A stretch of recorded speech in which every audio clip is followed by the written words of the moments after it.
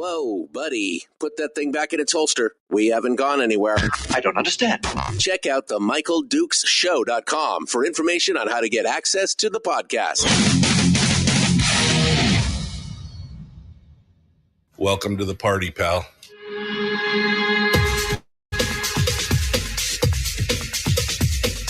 The Michael Dukes Show. The greed and the entitlement is astounding to me. What more could you want from a low-budget radio program? This is a dumpster fire. That was just BS. It is time to get a new perspective. We know just what you need, and we've got just the cure. Open wide and prepare for a steaming hot cup of freedom. I just don't fathom it. The Michael Dukes Show, streaming live across the world. Live around the world on the internet at michaeldukeshow.com and across the state of Alaska on this, your favorite radio station and or FM translator. Good morning and welcome to it. It is the Michael Dukes Show. Hi, how are ya? You guys ready to go? It is VD. It's nothing like a little VD to make your day better. Valentine's Day. Yeah, that's what it's all about. Good morning and welcome back to the program. This Wednesday edition of the show. We've got a lot of stuff to go over and things to discuss this morning. We're going to be talking, excuse me, we're going to be talking here in just a few minutes to a brand spanking new candidate for the GVEA board up in the interior. That's the Golden Valley Electric Board. Up in the interior. Now, that's not normally the most, that's not like the sexiest office you could get involved in. In fact, it's one that, quite honestly, is usually very, very quiet. I mean, you guys all received your board ballots in the mail and everything else, but, most of the times you have no idea. I mean, there's just no fervor. There's no fanfare. There's no discussion. There's no debates. It's like you get your ballot in the mail and it's like vote or don't vote. And it's really, it's one of those things, but there is a tremendous amount of power and influence and things that go on in these boards for the various, whether it's HEA or GVEA or, any of the other electric cooperatives that are going on around the state where, these are decisions that have long-term consequences. And we should probably be paying closer attention to what's going on in this. Over the years, I've gotten involved in a few GVEA races up in the interior just to try and, let people know what's going on, to at least inform them as to what's happening. So today we're going to be talking with Harmony Tomaszewski, who is going to be joining us in just a few minutes. She's going to be talking about her run for that office, why she got inspired, what she sees as being the big issues, coming up against the board and what we should be looking out for. So we're going to be, talking with her here, in just about 10, 12 minutes or so, and we'll get the rundown there. Then in hour two, we'll be joined by State Senator Mike Shower for an update on the state of the session, what's happening. We're going to bust out the popcorn and just kind of watch from the sidelines, which is what he's been doing, as one of the three unofficial members of the unofficial minority who are unofficially stuck in the corner with nothing to do. They're still, all three of them, trying to work as hard as they can, but I imagine it's been a very frustrating thing to have to deal with. And so anyway, we'll talk with State Senator Mike Shower in hour two of the program, and we'll keep going on there and see what happens. I want to say a very special good morning and thank you to the latest member of the Common Sense Corps. Paul signed up yesterday to help support the show with his membership, a $3 membership. Thank you, Paul. Appreciate you coming on board. Paul is going to get an invite here to the Common Sense Corps private Facebook group and more, just for being part of the program. So he's going to he's helping out, and I appreciate it. So thank you, Paul. Appreciate you joining us and being part of it today. All right, what else we got to talk about here this morning? Well, by the way, I guess I should say, see, it was horrible. I did a horrible segue there. If you want to join Paul and be part of the show and be part of the Cool Kids Club, all you got to do is go to patreon.com/Michael Duke Show, or go to michaeldukeshow.com and click on Join the Core. That's how you become a member of the Common Sense Core Club. Yep. See, there you go. That's where it's all at. Okay, now I can move on.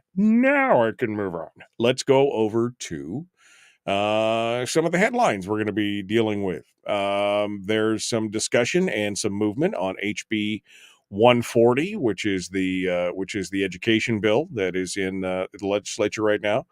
We're going to talk about that, and we're going to talk about the jaywalking, or the red light, stop on red light thing, some irony there, and some of the movement that's moving up against the governor's executive orders on boards and commissions and some of that stuff. So we're going to talk about that right now. Let's just talk about it right now, shall we? So remember yesterday how I was going on about this right turn on red thing going on down in Anchorage? Well, I had forgotten totally about this, and I guess thank you to Suzanne Downing from Muskereet, Alaska for pointing this out, but I had totally forgotten that back in October, and I never brought it up on the show because it just seemed, again, a little bit ridiculous to me. But back in October, the Anchorage Assembly had changed the rules for the road in the city again. And I'd totally forgotten about this. On October 7th of 23, the Anchorage Assembly had an ordinance that went into effect allowing jaywalkers the freedom to roam across streets whenever they deemed it was safe in the city, the walkers, and not to worry about all those pesky jaywalking fines or anything else. Apparently, according to Downing, walkers now rule the road in Anchorage, and drivers need to be ever aware of the increasing dangers. And then sure enough, on January the 30th, a pedestrian was hit while crossing C Street outside of a designated crosswalk, and he died at the hospital because his judgment of deeming it safe was not safe, and he got killed. Now, the Anchorage Assembly wants to make it illegal for drivers to turn right. Not that it would have saved this instance, because this was down on C Street. I think this was down on C Street in Midtown. And what they're talking about is right on red only in the downtown core area. For those of you who don't know what Anchorage is like, that's like 15 blocks away. Anyway, so I just found it ironic that she brings that up. That was like, hey, back in October, they made jaywalking legal, and now you're going to turn this whole right on red thing downtown. On top of that, this is at the same time, I will point out, when some of the members of the assembly also want to remove a portion of the Seward Highway that cuts through the Fairview neighborhood and is one of the major thoroughfares into Anchorage. Remember, Anchorage only has one inlet and outlet in the northern side of the city, and it's going through Fairview, because otherwise it's a bridge to nowhere. Remember, that was the whole thing, bridge to nowhere. It was the Kinnick River Bridge, which, by the way, would alleviate a tremendous amount of traffic on the highway and through that part of the downtown corridor if they just did something about it. But I mean, it is what it is, right? I mean, it is what it is. Although there was another tidbit that came up here. Downing talks about all the different communities around the country who have where the right on red is kind of the law, the rule of the land. I mean, that's pretty much everywhere. Exceptions are New York City and Washington, D.C., where, I mean, I guess we should have, and there are a few right on red places in Anchorage, turning from from A Street onto Northern Lights. All the Northern Lights stuff is no right on red, but I mean, for the most part, it's just kind of the right on red is normal. But apparently we're pushing hard for this foot traffic thing. But now again, this is when they want to cut this major portion out from the Seward Highway so that everybody who works outside of Anchorage can get into town to get to work and help the city keep moving. And then she mentions at the very end that Daniel Voland, the assembly member who is pushing this ordinance, moved to Anchorage from Seattle a few years ago. And I forgot about that too. And he says, despite the improved safety standards in automobile design, pedestrian and cyclist fatalities have been on the rise nationwide. He and others who support this ordinance say all users have equal rights to the roadway. They're trying to make it more, I don't know. This whole thing is just like pedestrians versus cars. Pedestrians usually have a lot more control of what they're doing than cars who are moving at speed. I'm just going to say that right off the bat. And while we need to obviously give way and yield to pedestrians, it's got to make sense. And in an area where we're at right now, this is not a high density city like New York where you can walk everywhere or take a cab and, half the people don't own a car. This is Alaska. Everybody, for the most part, most people have a vehicle and they use it to get where I live 59 miles away from where I have to go in and do work. I'm not walking there or riding my big fat tire bike or taking my snow machine, right? Come on, seriously, anyway, I just thought it was funny that, again, not 3-4 months ago, they made jaywalking illegal, and now it's going to be no right turn on red. Just crazy. The chair of the House Rules Committee, Craig Johnson, said he expects the HB 140, that controversial, it's what KTUU says, education bill, will soon be out to be voted on by the House Republicans. Gary Stevens called the discussions between the 3 Senate majority members and 3 House majority members negotiations on Tuesday, but that apparently stuck in the craw of Craig Johnson, who argued that the talks are not negotiations because no one in that room has the authority to authorize anything. He said, we're on a fact-finding mission. And Stevens, we had the principle. This is not, it's possibilities. It's a possibilities. Anyway, Johnson said that all 6 of the lawmakers are aligned on roughly 85% of the education package. But the Senate majority has argued that the 1413 BSA is what's needed to handle rising inflation. They're not budging on the 1413 number, while the House majority, of course, supports the $300 mark.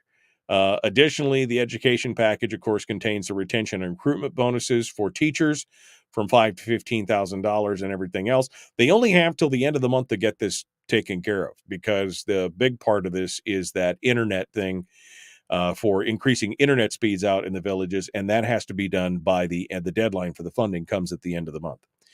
But in this article from KTUU, the biggest thing that I had to laugh about, and I literally laughed out loud when I heard this, or when I read this, the House minority has not had a seat at the table during these closed-door discussions, something that House Minority Leader Calvin Schrage from Anchorage says he has not been given a reason for. I don't know how this is going to play out, and that's part of the problem of the House minority being excluded from these conversations, Schrage said. Normally, we'd be part of any negotiation taking place so that we'd be prepared to answer some questions such as, how will this play out? How will we vote on the budget or the education bill? Unfortunately, in this instance, we've been shut out of these conversations, and our constituents have been denied the opportunity to weigh in on what education should look like in Alaska. To which I say, wow, let me call the wambulance for you, baby. When the Democrats were in charge of the House for all those years, there were plenty of times where they cut out the minority members of the minority Republicans, didn't give them a seat at the table, didn't give them the word, forced bills down their throat, did a substitute bill for the entire budget with 90 minutes to read it and then vote on it. Did you hear the news media, talking to the minority at that point, and the, minority getting the same thing, like, hey, why aren't we involved in the conversation? No, you didn't hear about it. But as soon as the Democrats in the House minority are in the minority, now it's like, oh, well, we're so sad. We've been cut out. Don't you know that we've been disenfranchised? The shoe is now on the other foot, my friend. And that's all I'm saying right now. Just I mean, they never, they never allowed the House to participate in the conference committees and some of these other things. And it's just so funny to watch, because now this is what happens, because the pendulum always swings one way or the other. Be careful what you lord over other people, because it could come back to bite you. Unfortunately, the news media, they've got the ear of the news media. So now the news media's got to say, well, how is this fair? Well, how has it been fair for the last 10 years? That's my question. All right, we got to go. The Michael Duke Show, Common Sense Radio. Harmony Tomaszewski up next. We'll continue right after this.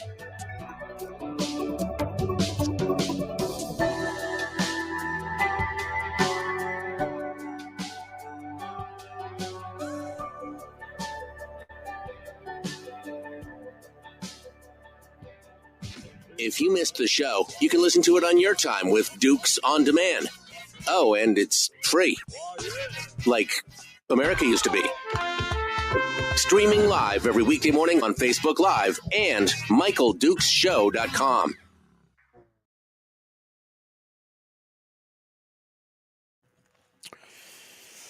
Oh, Harold thinks we need to have a little bit of a more adult conversation this morning. Okay, well, why don't you spin it over to NPR, buddy? I'm sure you'll find some adult conversation over there. I'm sure that everybody over there, nobody cracks a smile at NPR. Nobody. I mean, if I want to talk about poop and fart jokes, I will. Because why? Right there. That's why. Good morning. Good morning. Good morning. Yeah, and Kevin says, blah, the previous House majority, which he said minority, but I think he meant majority, was part of, was never included in the these type of conversations. Oh no, he was a minority member, I guess, wasn't he? Anyway, I just blah, whatever. Michael says, well, this is what happens when you vote for morons to run your city. Well, that's true. That's true. Let me make sure that Harmony here, you get the video link. Okay. Okay.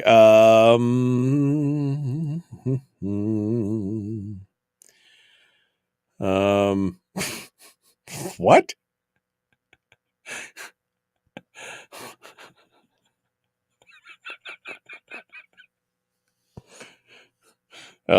Oh man, Harold's gonna hate this. Bill says, do you know what you get when you cross Valentine's Day with Hump Day? And Gail says, I don't.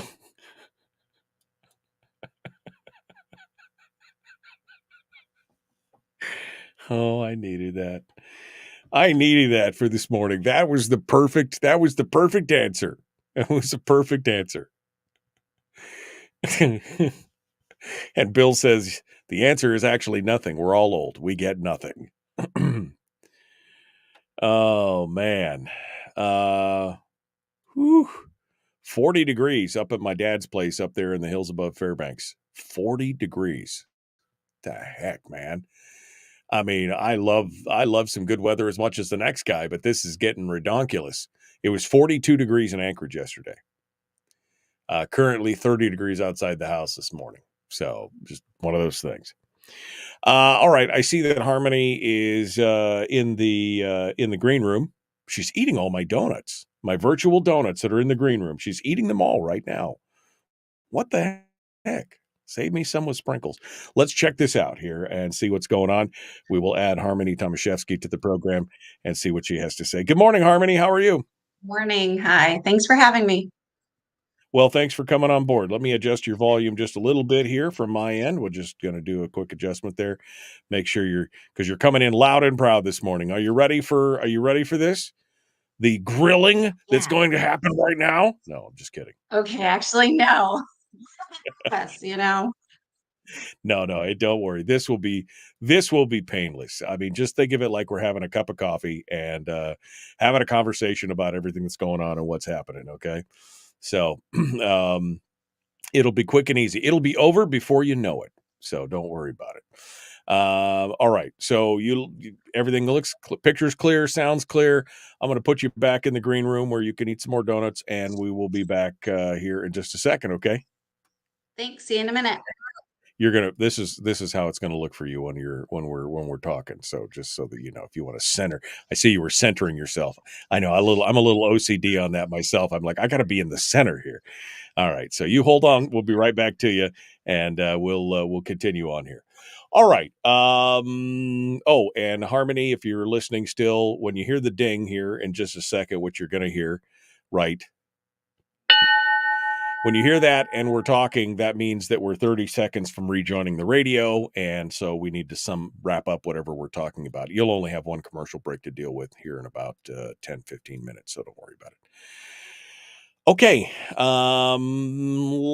Let's get to it. Let's do the thing and do it all. Like, share, subscribe, ring the bell. Man, only 12 of you have liked the show. What? Back with more. Let's get it done. The Michael Duke Show. Common sense, liberty-based, free thinking radio. Happy Valentine's Day. Here we go. The Michael Duke Show. Not your daddy. Wait, sorry. Not your daddy? Ooh, not your daddy's talk radio. Whew. I was scared for a second. Thought we were going down. Here's Michael Dukes and the show. My daddy is here. He's in the chat room hanging out with us. Hey, Dad, how you doing? But I'm not your daddy. This is a little bit different talk radio show than you're probably used to, the Michael Duke Show. We're diving down into it now, moving up into the interior, and we're talking about local elections, but not the ones you normally would focus on. We're talking about elections to the GVEA, Golden Valley Electric Board, which I think, again, as I was saying earlier, is kind of one of the undersung. I mean, people aren't really paying attention to it. You know, we all got our ballots in the mail, right? And they had names on them, but it wasn't like there was public forums or debates or discussions about the topics or anything else. It was just like, do you want to vote for them? And it was like, who are they? What do they believe in? Where do they stand? And I did get involved in a couple races in the past just because I thought some of these issues are important, especially with some of the things that were going on during my time living in Fairbanks. But Harmony Tomaszewski is joining us this morning. She has thrown her hat in the ring for these races, and so we want to chat with her and kind of get the full rundown of what's happening. And she joins us right now. Good morning, Harmony. How are you? Good morning. Thanks for having me. I'm doing great. Good. Little early. It is a little early. Come on. I've been up for over an hour and a half. I mean, this is not that big a deal. No, I understand. It's a little early. I appreciate you coming on board and being part of it. We're trying to catch people who are on their way to work. That's all I can say, right? Everybody's on their way to work now. So Harmony, first and foremost, tell us a little bit about who you are, where you came from, a little bit of your background so that they can get to know you. And then we'll talk a little bit about the race itself. So, yeah, I've been resident of Fairbanks since about 83, I think it was. Came up as a young girl. Lived here since forever. I am married, as many people know, to Frank Tomaszewski. I've got 5 kids, 2 grandkids, and we've had a business since 2002. So I've run a couple of businesses, and I've done a lot of activities and volunteering in our community. So yeah, currently I make birch syrup. And yeah, one of those random things. Yeah. You had me at birch syrup. That's all I'm saying. You had me at birch syrup. There's nothing that I like a little bit more than some birch maple syrup. I love that. That's for good. That's good stuff. All right. So you've been involved, in the community for a while, and been part, like you said, volunteers. What made you decide, of all things, that, I want to do this thing? Because that's, again, most people who want to make a difference, they don't run for dog catcher. They end up running for, borough assembly or city council or, a mayorship or something, or the legislature. But what made you say, oh, this GVA thing, this is off, I've got to go. What was the aha moment for you to say, I think I need to run for this? What made you decide that this is the important seat that you need to hold? Um, I think I've always been interested in volunteering, whether it's, with the kids' sports or running co-ops. I've been on a couple other boards. Back in 2019, I opened my electrical bill and I got really mad. I was like, this thing just keeps going up. I felt frustrated. And they happened to put a MAC, a member advisory committee application in the bill that time. And so while I was mad, I'm sitting there typing up on the computer and applying for this member advisory committee. And then I promptly forgot about it. Life goes on, you're busy, you're doing things. But then they contacted me. And so I have been on the member advisory committee for 5 years. I just termed out. And it's a once a month meeting. They have tours of different facilities, and it's a lot of education about Golden Valley. Um, so I've really got to know a lot of the background. I've been able to have a lot of presentations. I'm, hear from the board members, see where their goals are, what is important to them. And I've been able to hear from the employees and the staff, and it's been great and educational. So I've seen the board and the decisions they've made. And I keep asking at the member advisory committee, what's your long-term goal for rate reduction?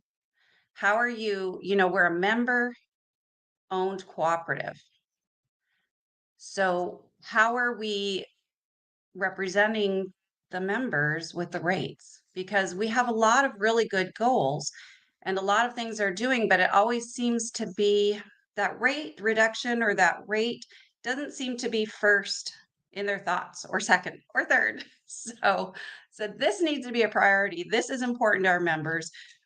Our costs of living in Fairbanks are so expensive that we have to be aware of this. And so I just thought this is important. Someone needs to do something. And here I am. We've owned electrical contracting business for, was it 12, 15 years? So I've worked with a lot of energy rating stuff with weatherization, with energy already. So it just kind of all fit in together, and I'm kind of a doer. So I see some things that need to be improved, some things that I'd like to have focus on. I think we need someone to be asking questions to the board and putting the members first at every conversation. When I lived in Fairbanks, now I moved down. This is my 10th year. I moved 10 years ago, which, damn, the time just flies. But I was so amazed that after 8 months being down here, I realized, going through bills and books and budgets and everything, I realized that I had saved over $5,000 in 8 months of simply moving my family 340 miles. I had saved a tremendous amount of money, and I realized how much of my income was being sucked into just that cost of living between the heating and the electric. I mean, my electric bill was $400 a month. Doesn't matter how many lights I turned off or power saving measures I tried. It was an older house. I had 5 kids at home, being homeschooled. Everybody was home all day. It was an expensive deal. And so I can definitely feel that. I mean, I felt like, as a member-owned cooperative, it was almost like we were the afterthought in many ways. The members were the afterthought. And it's interesting to hear you say that the idea of lowering the rates to the members who collectively own it is, would not be a number one priority out there. So as I look at this and we start talking about the things that you want to focus on, I'm assuming that as a board member, that's got to be near the top of your list of priorities, is making sure that ratepayers, because again, if it becomes impossible to live there because the per kilowatt hour cost and the fuel surcharge and everything else that they're tacking on there just becomes so egregious, I imagine that people will start making the same decision that I did, which is, boy, there's got to be a better place to live in Alaska than this.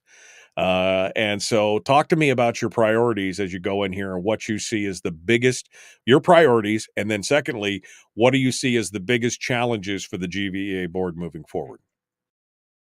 I definitely think putting that rate reduction first in every conversation, saying, how are we serving the members? How is this going to affect the rates?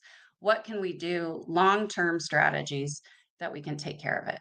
I really think we need transparency with the board. They have a lot of executive meetings. I don't know, maybe they're doing more with rate reduction than we know, but we aren't able to be aware of it. And so I really want more communication, figuring out, there's a Facebook that complains about Golden Valley. They have almost 2,000 members and 2,000 people being so upset that they're getting on this Facebook page complaining about their rates and they don't feel heard and they don't feel like they're getting answers. And so we really need to have that communication transparency so that the members understand what's happening. If they're owners, they need to share and actually participate and understand what's happening. I think we need to have more common sense. They're making some choices right now with wind power, with shutting down the Healy coal plant, and the timelines aren't matching up. Um, it's They said, well, maybe we'll put the coal plant back up if we need it, which they're probably going to because the timelines aren't matching up. But in the meantime, you have people from that coal plant that are finding other jobs, which is reasonable. They've been told this is going to be shut down.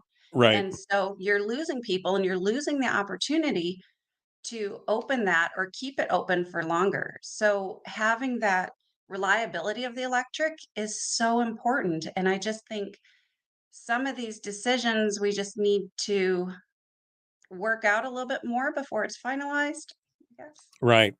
Well, it's interesting because I've heard these arguments before. Well, we'll just shut it down for now, but if we can always bring it back up, it's not like you flick a switch and you're like, it's on, it's off, it's on, it's off.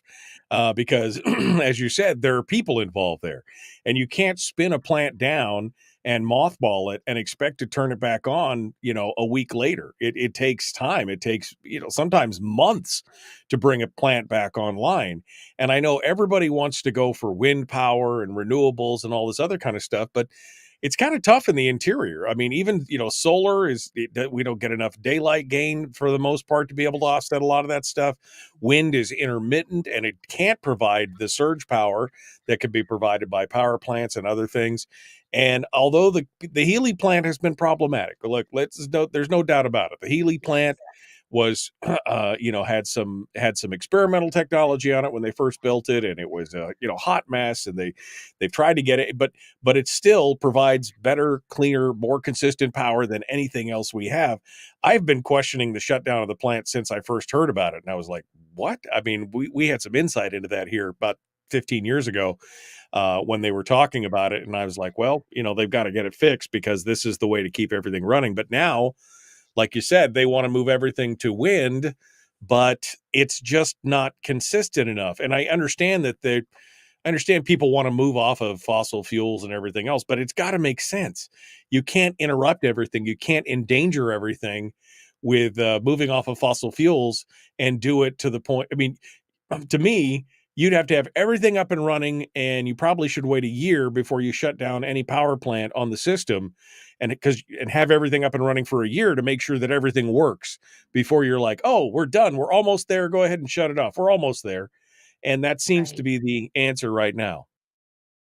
Well, it's difficult because there's so many issues, and they say, well, we'll just bring electricity up the transmission lines. We'll bring it up from Anchorage, from Kenai, from down to other sources, but they're having struggles with electric too. There's all sorts of shortages with the LNG. They're talking about shutting down the Klutna. Um, we can't rely on other sources from the transmission lines. We can't say Right. that we're just going to get that power and buy it from somewhere else because look, didn't I just read that the governor had called Bear and they turned all of their heat down to 65? I mean, this Yeah. is crazy and we're going to rely on that. That's going to be our backup. That Yeah. we don't know that that's available. And so we have to have some other decisions. And the wind Eva Creek has not been reliable, has not been working for the majority of the year. Right. No, I mean, again, this is the problem. We're just going to depend on the intertie. Meanwhile, we're down here being told that at any moment we may have to shut your gas down to where you have to keep your house at 55 degrees. And, we've got power, turn off all your lights and, potential for rolling blackouts. And I mean, all this other kind of stuff. Do you think adding the load of another community onto that is going to be helpful?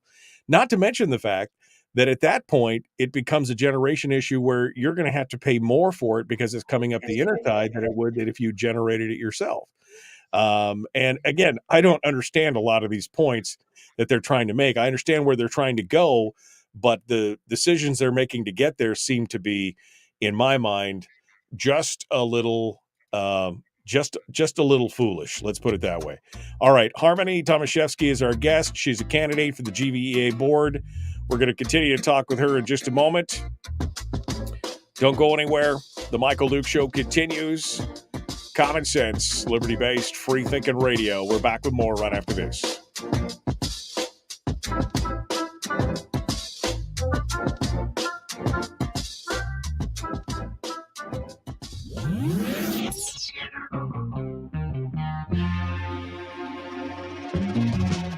Running on 100% pure beard power. Oh, also some coffee. We dip our beard in coffee. Ha, nice beard. The Michael Duke Show.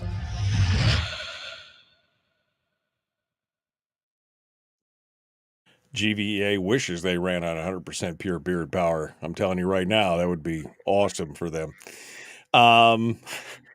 Jeffrey in the chat room just said, the board has been taken over by eco warriors. Now, I don't know because I haven't been paying close enough attention to. I mean, I'm still a GVEA member. I still own property in Fairbanks. I've still got but at the same time, it's not high on my radar. And I think that's a lot of it, Harmony, is that although people get upset, they're not paying attention. I mean, I talked about my journey of I got a ballot in the mail with a bunch of names on it and said, who would you like to vote for? And I'm like, well, where do these people stand? Where's the discussion? Where's the conversation? And of course, the counter argument to that is, well, people should just be paying closer attention. Yes, but at the same time, you're not making it easy. You're not giving us a chance to have a forum or something where everybody can sit down and talk about this. I think more people, this affects them directly. I think people should be paying less attention about what Trump and Biden or the Congress is doing versus what's going on in their own backyard, because this affects them every month, right? Yes, definitely. The board, there are a lot of really nice people on that board who are putting in a lot of work and trying to make these decisions. There's probably information out there that we don't know, but that's because they haven't shared it with us. They haven't helped us to understand why this is a good plan. And at this point, with what they've shared or what we know, we just don't see it coming together. The thing is that, yeah, we have lives, we have jobs, we have families, we have things to do, and we haven't been paying attention. And I hadn't been prior to getting on the Mac and getting upset and getting involved. So, who has been talking? Who has been getting involved?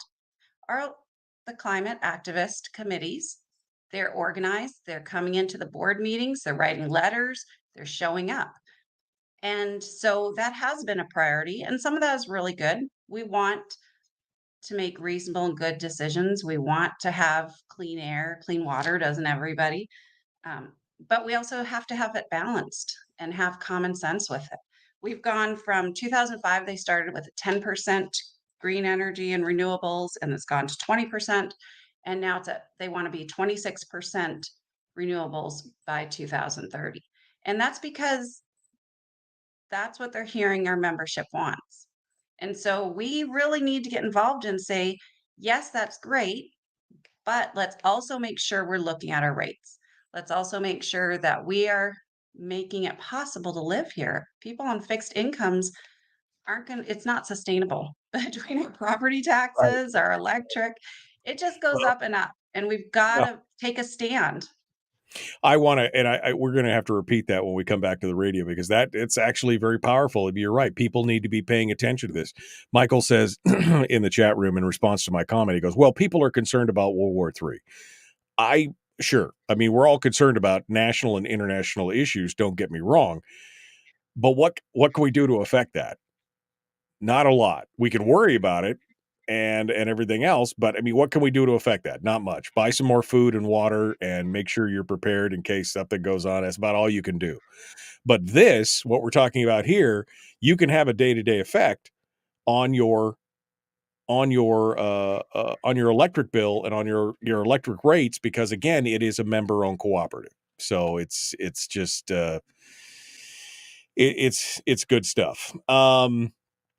Harmony, I'm sorry. I'm thinking about my experience. Now, I did 45 years in Fairbanks, and then the warden allowed me my parole, and I was paroled out and able to go. But I was thinking about that when I left, because I before I left, of course, I did the pro and con list, right? That everybody does. What's the pros of leaving? What's the cons of? And that's when I really started looking at my bills, and I realized that was the winter before had been that winter that was, I don't know, 57 below or colder at my house for more than almost 30 days, And I realized, I mean, between the heat and the power and the mortgage, I was $3,300 in the hole every month before I even put food on the table or, tires on the car, gas in the car or whatever. And I just realized that I can't, if I'm going to retire, how am I going to make it on 60% of what I'm making right now? It was going to be an impossibility, And I think a lot of people were making that decision. When your electric bill, and I got down here, my electric bill was under half of what it was there. And forget about the heating, just the electric itself. But it's kind of crazy when you look at that, and that's forcing, I think, a lot of people to move away. Right. Yeah, my sister lives in Montana and her rent is less than my electric bill. I mean, that's just crazy. Wow. Yeah, I think that isn't how it should be. that's when people really make a decision. When your rent is less than my electric bill, we have questions. All right. Well, we're going to jump back into it here, and I'll start again talking about what you were just talking about with the special interest, because I think you're right. They're organized. That's the good stuff. So let's get back to it. Here we go. The Michael Duke Show, common sense, liberty-based, free thinking radio. Like, share, subscribe, ring the bell. Let's do this thing.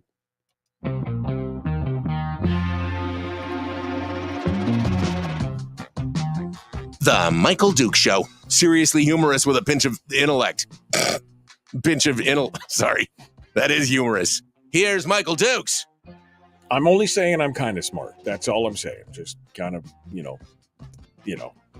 kind of smart. Harmony Tomaszewski is our guest. She's a candidate for the GVEA board. That's the Golden Valley Electric Board, the cooperative up in the interior dealing with electricity. I know that the folks down in the peninsula and parts of the HEA, I know they get all spun up about this stuff as well. Always seems there's something contentious going on, but we've got to pay attention. Now, during the break, Harmony and I were talking. Somebody in the chat room made a comment about eco warriors being, kind of in charge of the board or influencing the board. And Heather made an interesting point. And that is that folks who are dedicated to environmentalism and some of these things, they're coordinated. Right? They're together. They're grouped up. They have made decisions and they're organized. And so they are becoming the loudest voice that the board is hearing. And the board has some of its members on it as well. And so, of course, that's the direction they're moving, because that's all they're hearing, because nobody else is getting involved. You also talked about how their goals have shifted. So Harmony, tell us again what you just said here about, what you're seeing, what you were watching, and where the goals are going. I think it's just that we're not getting involved anymore, that we're not hearing from the regular people. I mean, can anyone say they've sent one email to the board at Golden Valley in the last year, in the last 3 years? I mean, we get upset, we get frustrated, we see our bill, we see things aren't moving the right direction or how we want it, but we're not following through with it. And we're expecting them to know, and we need to speak up and we need to vote. Golden Valley had 3 board member positions up and available. no one else put in their name. They had no other candidates to run against the incumbents. That shows the level of activity we have in our community of people who are paying attention, of who are getting involved, that no one stepped forward. Before that, for Golden Valley elections, for the board of directors, you have to have 10% of that district vote, or they don't count the votes. The incumbent wins. I have been at, I want to say 2 now, where I have been counting or there to count the ballots, and there weren't enough to count. So we as a community, as Fairbanks, if we're not voting, if we're not paying attention, who is?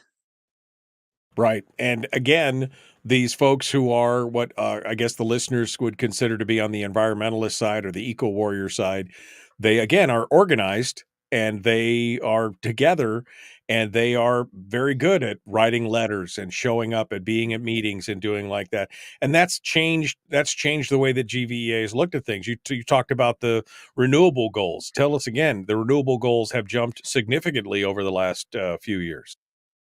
Right. It started in 2005 and they had 10%, and then they met that. So they raised up to 20. And now the current goal is 26% renewables by 2030, which, like I said, that isn't a bad thing, but we need to make sure that their renewables are working. Bradley Lake is fabulous. That's some of our cheapest electricity. So that's a good thing. I was the chair of the task force for the community solar, and we're trying to get that to become a program here. And it's a good thing. It would be a good program, but it also, the way we wanted it set up wouldn't be a cost to anyone who wasn't choosing to participate.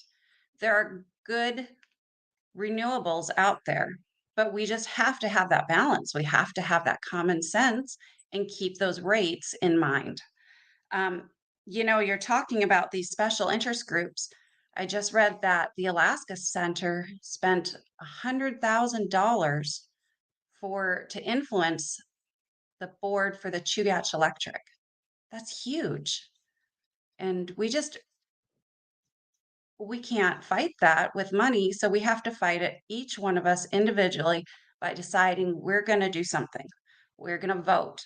We're going to call our neighbors and make sure they vote. We have to get involved. If you care about your community, care about your rates, you have to say, I'm going to do something. We've got to get involved. I mean, I would not disagree with that. We've got to get involved because otherwise we end up with plans like, shutting down the Healy power plant before the time is ready, depending on wind that has not been generating what they said it was going to generate, they ignored private projects that were trying to help out, things like what Mike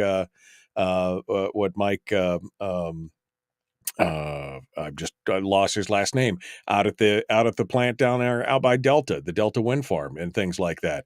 I mean, they've tried to do all these things, and yet it just seems like we kind of just nod and go along with it. And that's got to stop. We've got to stop. We've got to stop just going along with it. Because if their number one priority is not the lowest possible rate for the ratepayer while continuing to keep the long-term goal on track, then that's a problem. I mean, do they even have a long-term goal other than to be at 26% renewables by 2030? I mean, is that the end-all be-all? I mean, because sure, we could do that.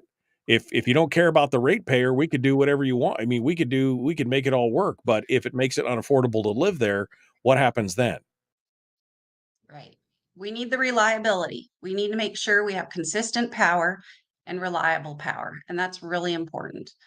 But I haven't seen any long-term plans. I haven't seen any goals, and it's hard. I mean, inflation, everything is more expensive.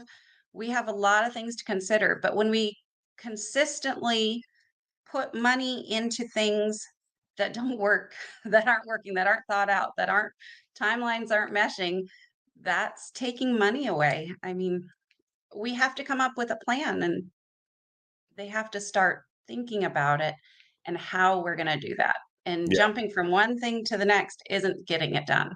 Yeah. Mike Kraft. Thank you, Layla, in the chat room reminded me. It was Mike Kraft. That's who it was. I don't know why. I've known him for years and just, apparently I'm getting old. So what is your priority as you go into this? We've got about 4.5 minutes here, Harmony. What is your priority if you're elected to the board tomorrow? What would you hit the ground running with? Asking questions. I really am starting to research as much as I can now and asking questions and just trying to understand the decisions they're making and why they're making them, and just making sure every conversation has members and rates as the first part of it. I would be one person on the board. And so we know what being in the minority looks like. So, are there going to be amazing changes? Probably not. But what can one person do? One person can stand up and start asking questions and Right. start making plans and start finding solutions outside the box. And if nothing else, just start communicating so people are aware of what's happening. Well, and demanding the transparency you talked about. The fact that they're going into executive session all the time is questionable. I don't even know what their topics are because they're supposed to at least highlight the topics that they go into executive session for. But if a board or if a body of people who are elected continually go into executive session, that immediately raises a red flag for me, because again, this is supposed to be a public process. So it should be an interesting discussion, especially as somebody pointed out earlier, and I've had this happen when your electricity bill on the kilowatt hour usage was lower than your fuel surcharge.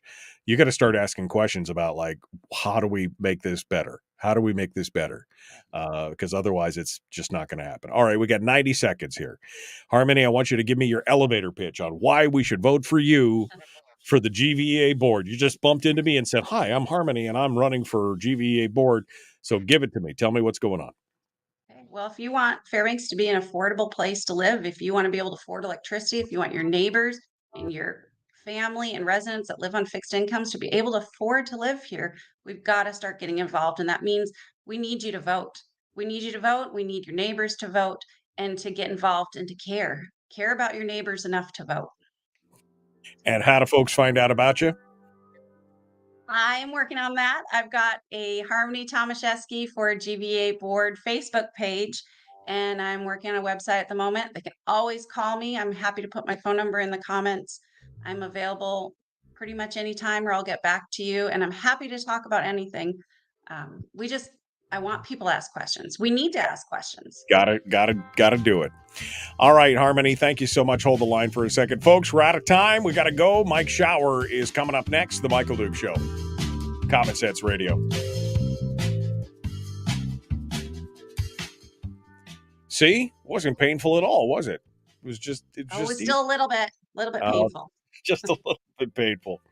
Barbara says the cost per kilowatt hour should be the guiding principle, not the wishes of the eco wars. I mean, I think that's part of the problem here, is that we've got a lot of pie in the sky. Wouldn't it be nice if we had free energy and could do all these things? And I agree. I mean, which again has been my question about why haven't we looked at micronuclear or nuclear batteries or some of these other things as well? I mean, why aren't we talking about those kind of things, especially in these remote communities where wind and solar are just not reliable? Why aren't we looking at those alternatives? The gas trucking and everything else that they're talking about. We're stretching for all these reasons, but the bottom line is the ratepayers' rate as a cooperative should always be the top priority. How can we give them the product, deliver them the product they need for the lowest price possible while still maintaining a long-term? And do they have a long-term vision? I guess that was a question I missed. Do they have a long-term vision here or not, do you think? Yes, they have a strategic plan, and that's posted on their Facebook page. Basically, it talks about the catalytic reduction system for Healy 1, developing the retirement for Healy 2, about the BESS, that's a battery system, about replacing that and getting that working, securing a purchase power agreement with the wind company. Which, have you been to the meetings? They've had meetings consistently. And so I hope some people out there have been going to these meetings about the wind. There's the ones that I've been to, a lot of people are upset about having these giant wind up at Murphy Dome. I don't know how many of you go hunting out there or go berry picking. I mean, it's right in the pathway of right services of the air. It's in people's backyards. There's really should find out about it. It's right there on Murphy Dome. How is that going to affect us and our lifestyles that we choose up here? I don't Yeah, know. it's a tough decision. Again, I think I mean, my answer is nuclear, but I mean, nobody wants to talk about that, unfortunately. I mean, if you want solid, stable, I mean, look, electricity and power is the cornerstone of civilization. It really is. It's what allowed us to advance all these years in technology, and everything else is affordable, cheap, and plentiful energy. And if all we're trying to do is batten us down to the lowest usage possible, at the and basically box everybody into a corner and try and wean us off of fossil fuels because they want to do, of course there's a whole nother discussion to be made about what it takes to create renewables, the amount of energy, and I mean, we could go into that forever. But yeah, you're right, people need to be paying they should be paying more attention to this than they do about what's going on, the impeachment in Congress and all the other stuff that's going on like today. I mean, great, that stuff's, you could pay attention to it, but you can't do a thing about it. This is right there in your backyard. You could do something about it. Yeah, local is so important. We can affect so much change and it goes up. I mean, the Golden Valley, people just don't even know it happens. But look at our school board, look at our assembly. There's so many different areas that we get busy, we get forgetful, we don't pay attention enough. And so I'm really trying to reach out in a lot of different ways and get hold of people and let them know what's happening and ask them to get involved this year. Yeah. Well, that's But what we need to do. We need to be paying attention to what's going on at home. That's what happens. All right. Thank you. Thank you for coming on board. We appreciate you being part of it. Good luck. I don't know. I don't get mail from Fairbanks anymore, so I don't even know if I can, even though I'm a member, I don't even know if I can vote for you or not, but you're right. We should be paying attention, and I hope you get elected in there. thank you. I All right. appreciate it. Yes, if you are a member or have an account with Golden Valley in the district, it's not only my district, mine is District 4, which is actually part of downtown. It's Hamilton Acres, Shannon Park, Birchwood. It's part Chena Hot Springs, Gilmore. They're also having an election in District 7, which is Nenana and Clear, Anderson, Healy, and they actually have candidates this year. Okay. So there's a couple of different areas. Please find out and get involved. All right. Well, my dad's listening, and he lives up on Gilmore, so you have a couple votes there. So we'll see. I haven't talked to him, but I can assume that he's on board. All right, Harmony. Thank you so much for coming on board today. Appreciate it. Thank you for having me. I really appreciate your show and how much you talk about Fairbanks. And can I give a plug? Sure. I know that Barbara Haney was just speaking to you and how important it is with our tax cap. We've Yeah. gathered signatures and voted that in for decades, and they're messing with our tax cap. That's Yep. not Yep. okay. So Thursday, we need people to call in and give telephonic testimony and get involved. Here we are. We've got to speak up. Yeah, absolutely. Absolutely. All Thank right. you. Well, Harmony, thank you so much. I appreciate you coming on board. Thanks. Have a great morning. Thank you. Let's go over here. I think we've got Mike up on the thing. Can you hear me, Mike? Can you hear me, Mike? Yes. All right. I'm going to call you back because my thing is not picking up. So I'm going to call you right back. Mike Shower, our guest here. Let me see if I can get this thing to work because stupid. Let's try this again, and we'll call him right now. How about that? There we go. There we go. Now I got it. How about now? How about now? I can hear you. All right, we're ready to go. You hold the line, my friend. I'm going to be right back to you. Mike Shower is our guest, The Michael Duke Show, common sense, liberty-based, free-thinking radio. Get involved, folks. That's what you got to do. You got to get involved, be part of it. That's the only way to make all this stuff work.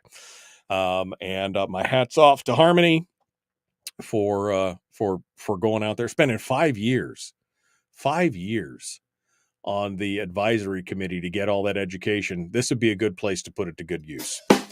All right, here we go. We're ready to do it. The Michael Duke Show. Hour 2 is right now.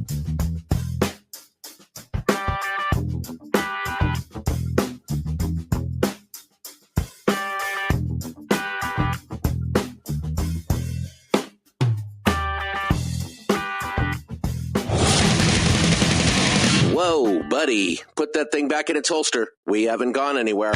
I don't understand. Check out the MichaelDukesShow.com for information on how to get access to the podcast. Welcome to the party, pal.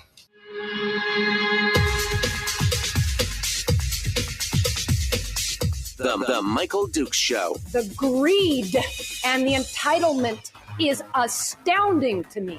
What more could you want from a low-budget radio program? This is a dumpster fire. That's just BS.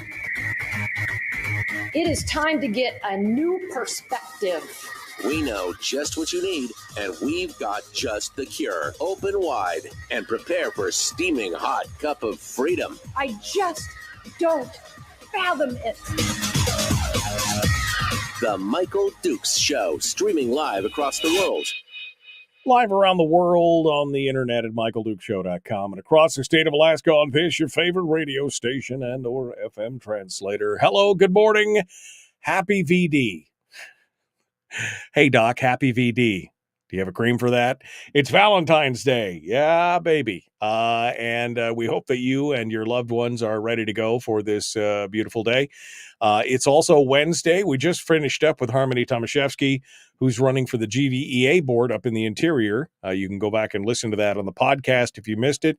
It was a great discussion about, I think, the problems that many electric cooperatives are having across the state in forgetting that the ratepayer should come first. It was a good discussion, and you should go back and listen to it on the podcast if you missed it. Meanwhile, hour 2, this is where we get a chance to talk with our good friend Mike Shower, who is, of course, my senator for District O. He joins us this morning to discuss what ticks lunatics in politics. I mean, it's just, why not? I think Harold said that you guys are, I think this is the closet caucus. And I love that. Actually, I think that's a great term. You guys are you're not the minority, you're the closet caucus, the senators that were stuffed into little tiny closets around the building because you're bad kids who don't play well with others, et cetera, et cetera. But we're going to break out the popcorn and we're going to analyze some of the things that have been going on around the session here the last week, and we'll start right now. Hello, my friend. How are you? I am fine. How are you? Oh man, it's amazing what a 60-degree temperature swing can bring into your life, right? I mean, I feel so much better in so many ways right now. But yeah, boy, it is a difference, isn't it? It is. It's just crazy, man. It's almost, I mean, literally, if it gets up to 40 here, it would be a 70-degree temperature swing from 12 days ago, which is kind of insane when you think about it like that. And up in the interior, it was even worse. It was like 40 below, and now it's already at 65-degree swing. You know, it's crazy. Anyway, so Mike, how are things going, man? What's happening? What's the last week been like? Give me some deets. Give me the juicy, spill the tea. Give me the juicy tea here. What's happening out down there in Juneau? Well, I've spent a lot of the week talking to House Republican members and kind of trying to unify us as Republicans for opposition to the defined benefit plan that passed out of the Senate, as we knew it would, closely on the vote, but it passed. And so I've been talking to quite a few of them and trying to say, look, here's all the reasons why this is not the best plan, not the best idea. There are alternatives to this that are going to be better for the state, better for the workers, more desired by the younger new workers, all the reasons that we don't have to go over that we talked last week. But been spending a lot of time there trying to, help answer any questions they may have, because, they've had their hands full with other stuff. And rather than having them struggle and have to learn what's going on, I'm trying to just tell them, well, look, here's kind of the deal. Here's what we've been arguing about and talking about, et cetera. So lot of time on that one. Just trying to get them ready for it, and we'll see, how that goes based on committees and whatnot. And let's see, I watched the last few days where the House minority Democrats have, as usual, taking something way out of context and trying to attack a Republican, and they're doing it for politics, Mike. It's a low blow against Sarah Vance, because they had that House Tribal Affairs Committee meeting, and you may have seen that. And we talked about that a little bit yesterday. And I will say that after the show yesterday, I actually got an email from somebody who works down in Juneau who gave me a little bit more backstory on that. Because I was saying what it was a dirty little, and it turned out that it was even dirtier than I thought, that Sarah was not forced to make any apology. She decided to make an apology on the floor because she'd hurt some people's feelings, and she decided to do it, but she made the mistake of mentioning it to Calvin Schreggy that she was going to do it, and he immediately went over and got the minority to put out a press release at the same time to make much ado about it. I mean, it's just dirty, skeezy. Yeah, it's dirty. It's just skeezy. I mean, the whole thing is just It's the height of that kind of sleaziness in politics, Mike. I mean, it really is. Sarah she said nothing that was malicious or nefarious or anything like that at all. I watched the entire sequence to make sure that I knew, who had said what. And, I guess, if there's anything you could say is like, if you've got a bunch of Democrats, and you say anything that's going to be something they can use as a political weapon, just be careful about saying it, or the place and time, right? Because if there is something they can use to throw mud at you, to try to assassinate your character, to impugn your character, they're going to take it. And they'd love to have a liberal in Homer in that district and kick Sarah out. So, if you look at their press release, you notice they don't mention anything she said. They don't put any words down that Sarah said because they know it's garbage. It was a ridiculously low blow attack. And I went and told her that too, because she was still pretty upset. And she did feel like, some people were upset about it, and she didn't say anything wrong. This really is akin, frankly, Mike, to people that back during the height of the Black Lives Matter, a lot of people were saying, look, obviously Black Lives Matter, but, all lives matter. And then they were accused of all manner of being racist and haters and jingoist, and every ism, schism you could say against them was people were being called that. And this is very similar to that. This is gaslighting. This is impugning. This is character assassination at its height. And the poor lady is, somebody that's got a really good heart, cares desperately. I was talking to somebody last night about it, and they were making the point that Sarah, nobody in this building has done more for human trafficking, for sexual assaults, for women in this state than Representative Vance. Nobody, Mike. She owns the issue. She's done more. She's tried to do more than anybody else in that building. And for them to turn around typical low blow Democrat garbage and make her the one that's done the most leading that charge seem like she's like against it is just it's so frustrating, Mike, to see that kind of garbage, because you'll hear them talk, oh, we need to work together, we need to be bipartisan, we need to stop the divisiveness and heal the divide. You're the ones making the divide bigger with this kind of garbage, and it's just it's very disappointing, although not surprising, to see some of them act this way and do what they did. So I just thought that was worth talking about, because I spent some time with Rep Vance just to kind of, boost up her, her, what's the right word? Just trying to keep her boosted up a little bit, right? Confidence and self-esteem. You're confident. You did nothing wrong. This is garbage. This is political. This is politics at its worst. And, don't worry about it. Right. Tell your people what you're doing, and let them just look like the, mean-spirited, vindictive, political hacks that they are, because they are. It was terrible. But it definitely gives you an insight into what kind of what the playing field is like down there in Juneau. It's definitely not it's definitely not fair square, kind of stuff going on down there. Well, they talk about all the politics, and it's like, really? I'm like you guys didn't call for an override vote of the governor's veto on education spending. Like that wasn't political. You knew going into that vote there weren't the votes to override it. So don't talk about, being, good players and trying to get along with people and because you guys called for a vote just to use as a political weapon. Well, it's the double standard, right? I mean, Shreggy is whining about this House thing about HB 140, about how the minority hasn't been included in the minority, we just don't have a say. Baby, when you were in charge and you had the majority, you treated the minority like redheaded stepchildren and just expected them to take it. And now, but you have the news media on your side, so you get to have your say about how you're so, poor and disenfranchised. And of course, no mention about what's going on in the Senate at the same time, kind of thing. So it's or that they're working with the Senate and certain senators are working with the House minority to undercut the House majority this time around, right? I mean, they don't ever mention that, even though the press knows it. They've got their sources, Mike. They understand what's going on. Yeah. So it's just, it's just dirty politics is what it is. You got to understand that in this whole context. But I it's worth mentioning and getting the word out that, Representative Vance was treated very poorly. And what they're saying is basically a flat out lie and not allowing that because, they've got their candidates down there. Like I said, there's the growing liberal bubble of Homer and some of them down there, the leftists and all the people buying property from California, moving up to that little paradise because it's a beautiful place.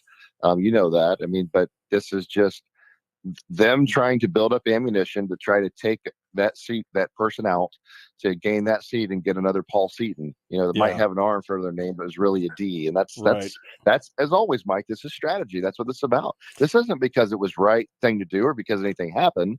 This is about ammunition for the campaign to give to a candidate that they can try to knock somebody out. That's why you always got to look deeper. Yeah. You know that. I mean, most of your audience does. Your audience is smart. They're savvy. They pay attention.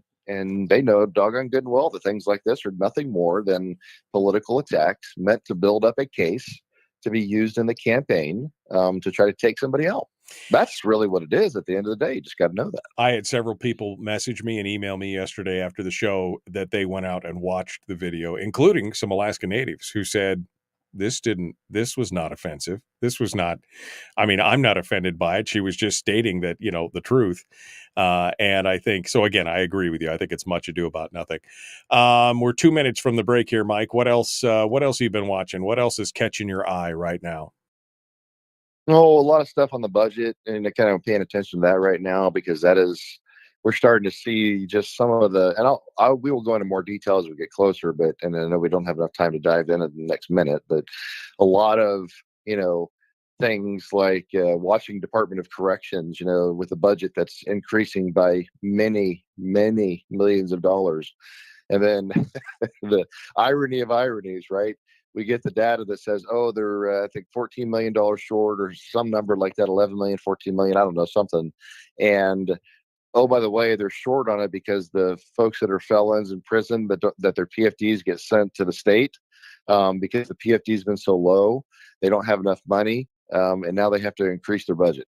So the unintended consequences of things like that just kind of cracked me up that nobody thinks about. And Ada, I think, had, that was one we were looking at that had a whole bunch of, they're supposed to give you X amount of dollars to the state from their fund. And they actually asked for more than they're giving, and as far as just some of these little things we dig out, Mike, the amount of money and stuff coming in is just, what was I told? 22 billion in COVID money that came in, and we don't even know where a fraction of it went. We have no accountability on it. It's like, oh my gosh. Yeah, that was one of the biggest scams in history, right?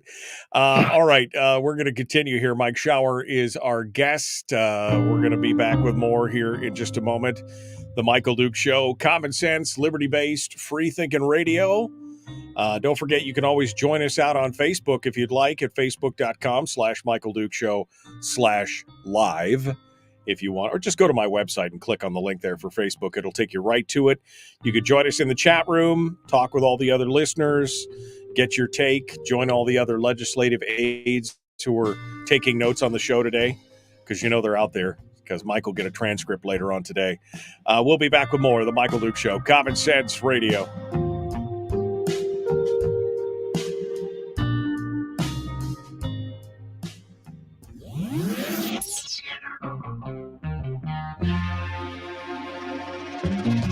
listened to by more staffers in Juneau than any other show, because their bosses told them to. And after what they just heard, oh man, they're going to be pissed. You're a bad, bad man. The Michael Duke Show.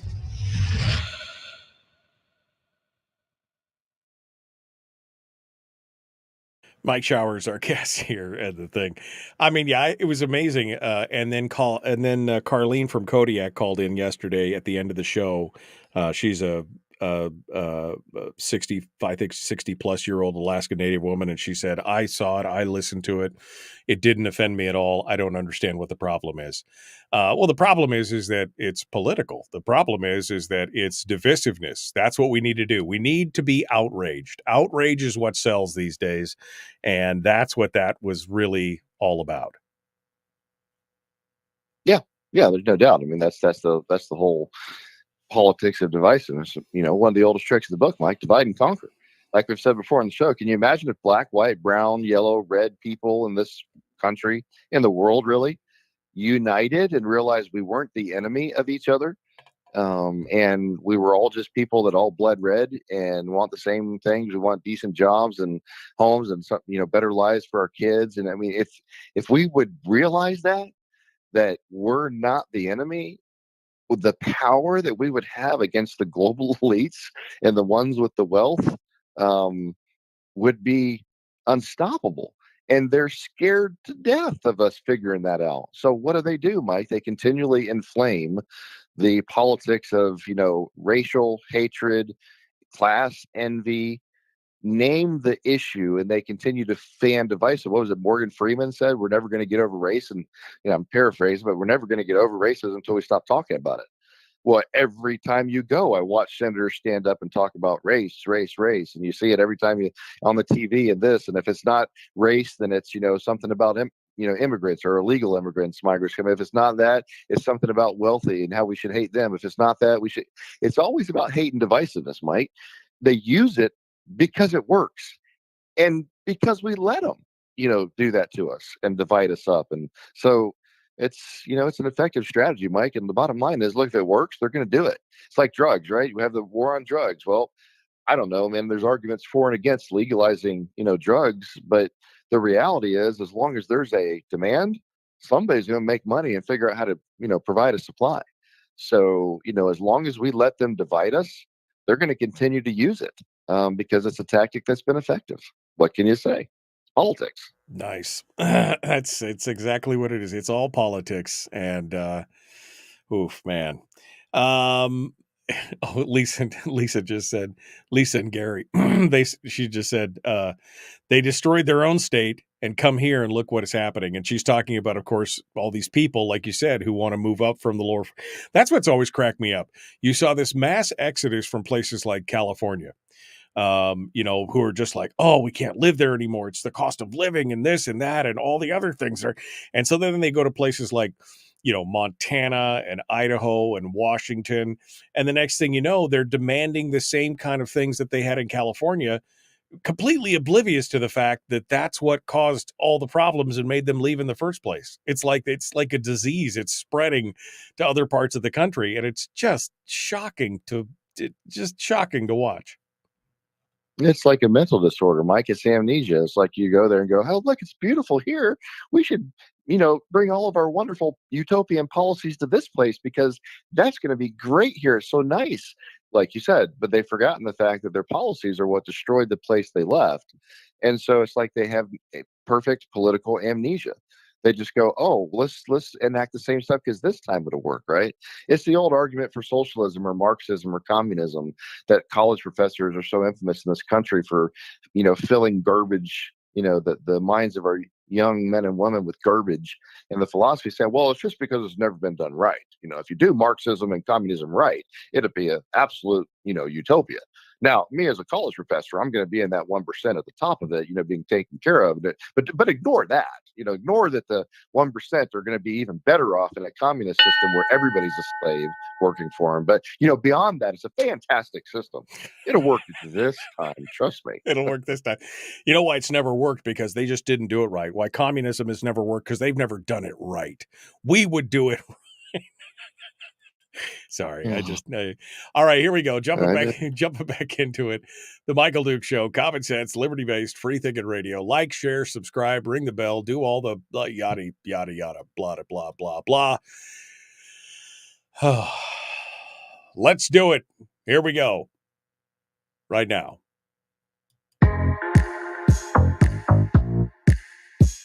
The Michael Duke Show, proudly splitting the left versus right dichotomy. Yeah, I had to look that word up too. I don't think it means what he thinks it means. Here he is, though. That guy, Michael Dukes, the one with the show. I mean, it is the left and right dichotomy. It's not Republicans and Democrats. It's not conservatives and liberals. It's more government versus less government, more effective, more efficient government versus less government. That's how we need to be dividing our politicians these days if we're going to label them with anything. Mike Shower is our guest, definitely a small G government conservative who comes on board with us about every week to kind of give us his rundown of what's happening. Because let's face it, he's got nothing else to do down there since they put him in the closet caucus and forced him off, and he and Shelley Hughes and Rob Myers off into the corner because they just didn't like the cut of your jib, sir. They just didn't like it, and so they're trying to force you out. You guys are still doing some good work in the fringes, but boy, does it make it harder. I don't see any newspapers, Mike, talking to you about or highlighting the fact that your voters are being disenfranchised. I mean, Calvin Schrage got a paragraph or two about how it's so bad that they've been cut out as a minority, but I don't see anybody talking about how the thousands and tens of thousands of people have been disenfranchised by you and Hughes and Myers being parked in the corner. I find that interesting. Why would I do that, Mike? For now, we're relatively irrelevant in the scheme of the politics of the Senate, right? So I don't have power. I don't have chairmanship. So, don't have that kind of stuff. So why would they pay attention to us? I mean, the funny thing is, people don't think long term, right? It's like, you think I'm going to be down forever? They may be kicking us to the curb right now, Mike, but things change. The people on top today may not be the people on top tomorrow. What if all of a sudden, we get some good swing into the election seats and all of a sudden we're back in the majority, sitting in chairmanship of a committee or two, or maybe in leadership? It's like, now what you going to do, Bubba? You think you're going to be welcome in my office when you've been treating us like garbage, or you've been blowing us off, or that's how it works, Mike. I mean, I'm not going to forget, how we've been treated by people when this goes on, because some of these people ain't going to be there forever, man. As far as it goes, I'm young. As I've said in the Senate, relative to most of the power players in here, they're old. They ain't going to be around forever, Mike. You got the Don Young syndrome. You sit in those jobs forever until you die, and then you're gone. And so the reality is, be careful how you treat people, right? I mean, we are being waylaid by a few people, just a handful, that, really a lot of this goes back to like 2019, right? I mean, how it went and the votes back then with the governor and the vetoes. And there's some very angry people that just aren't forgetting that, how that went back then, and not moving on and governing. So, if you think that, well, the press is ignoring us now, and of course, most of them are aligned with the Democrats in the House. So yeah, they're going to give them the microphone. You think they're going to give the microphone to the 3 conservative Republicans in the Senate shoved into the closet caucus? No. But if you think that they're not smart enough to look long term, that those 3 senators, I mean, maybe maybe next year they're going to be in power. Maybe we should not blow them off, right, or treat them like garbage, or tell their story too. I mean, I did see one, for example, like Senator Hughes got a quote, a couple of weeks ago from the press on some stuff, and it was, I think, maybe a quote regarding the veto overrides, if I remember right. Anyways, got a little bit in there. I'm like, oh, that's fair reporting. See, that's objective.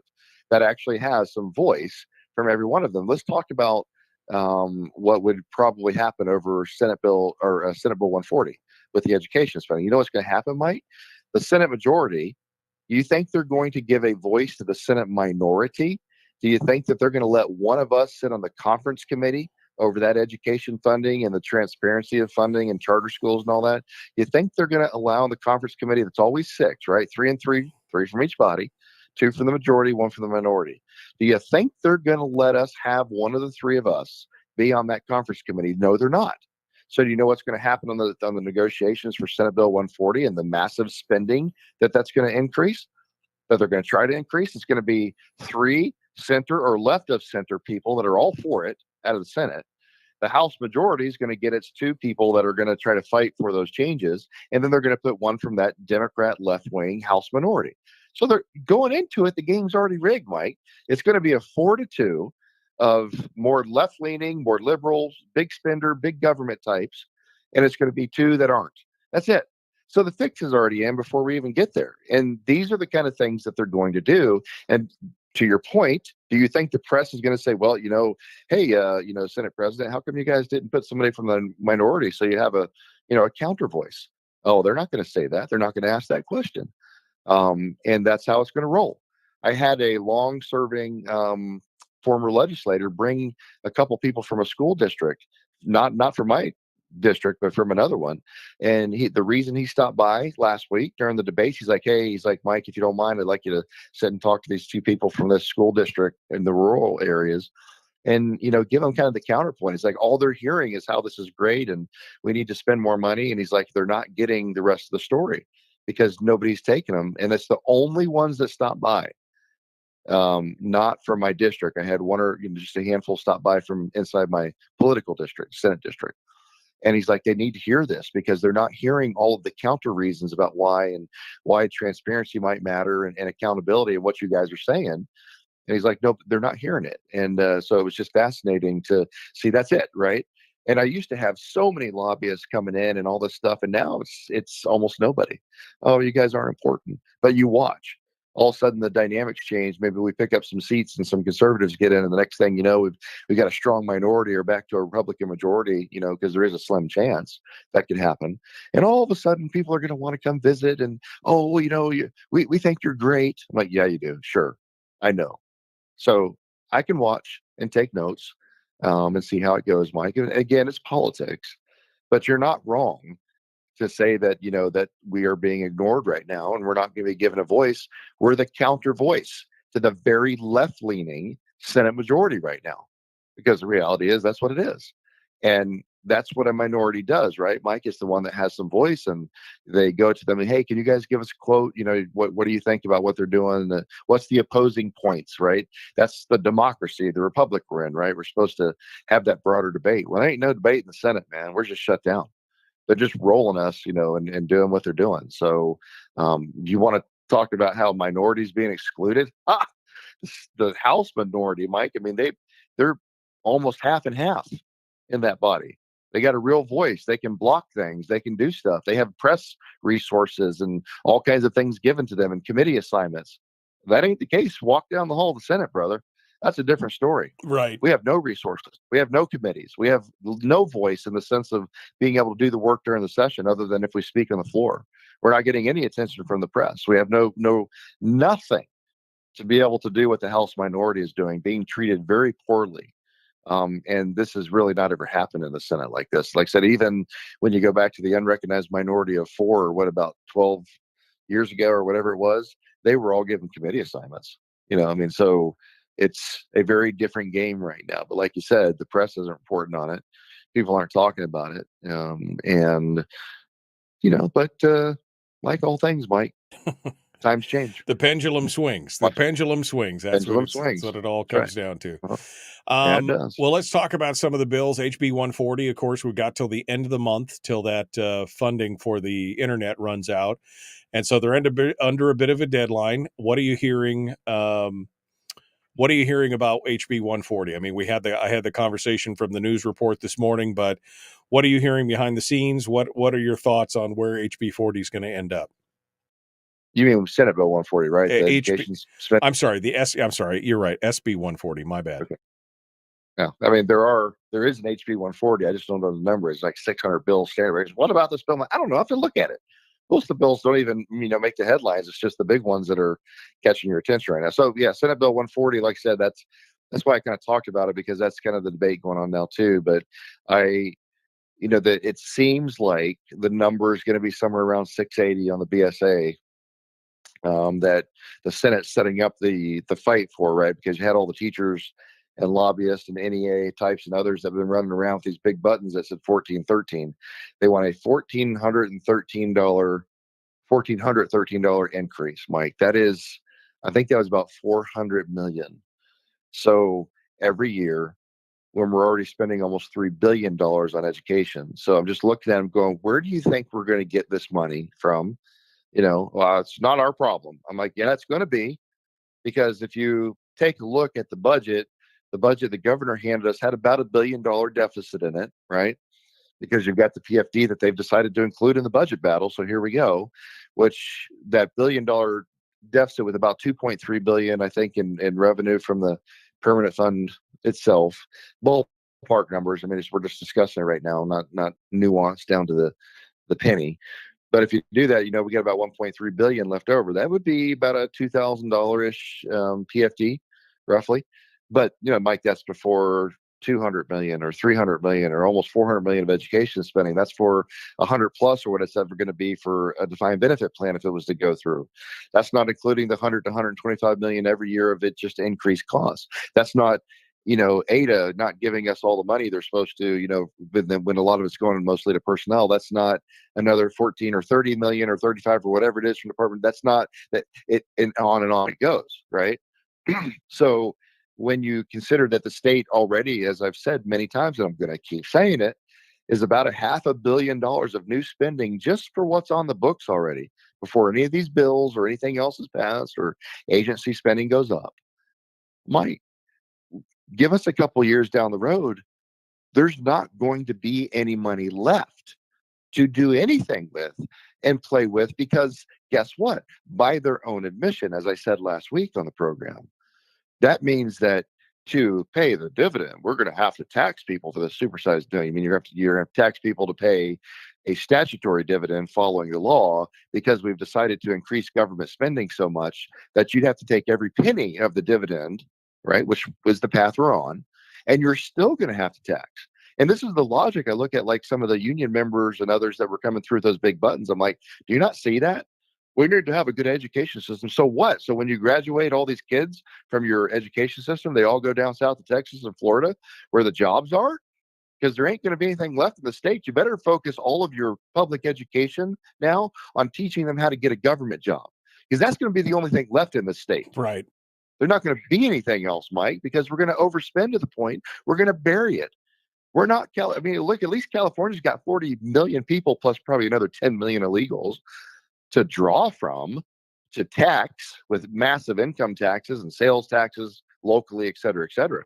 At least they have a pretty big economy. I mean, they're doing their best to kill it, but at least they have it, right? I mean, they can tax it and whatnot, and they have a lot of people and massive, businesses to get money from.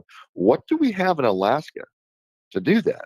Other than the old golden goose, of the oil industry, Mike, we don't have anything to support this kind of government largesse. We don't have the base. Well, and we don't have the will, because the Fiscal Policy Working Group put out a plan that said, here's what we could do. And yes, it would be an increase in oil taxes. And yes, it would be a small sales tax. And yes, it would be a small cut. And it would be a little bit of everything. But there's no political will to even discuss any of that stuff. No, there's not.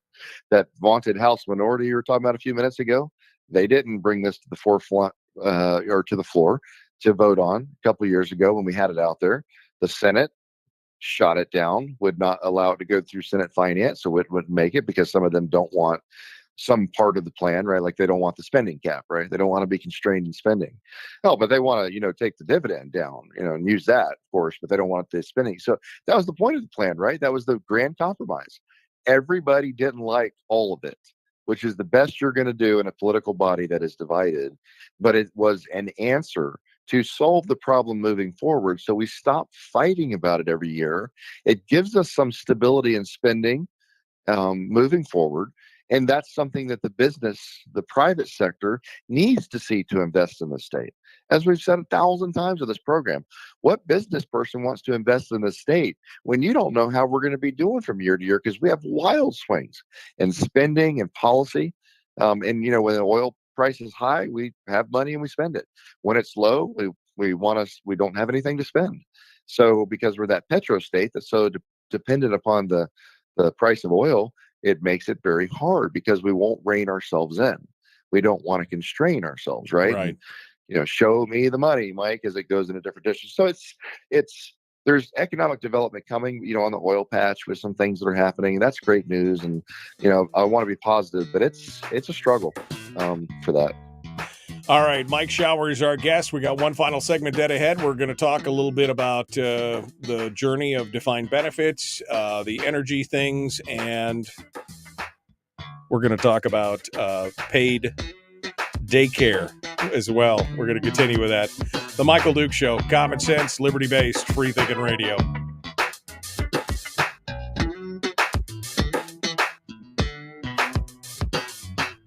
We're broadcasting live through a series of tubes, allowing all of these entities to provide streaming stuff going on the internet. Well, it's kind of hard to explain. Sorry.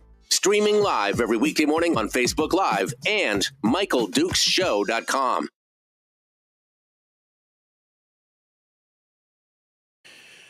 Okay, we're in the break right now. Mike Shower is our guest. Randy had an interesting question. He says, a statement, not a question.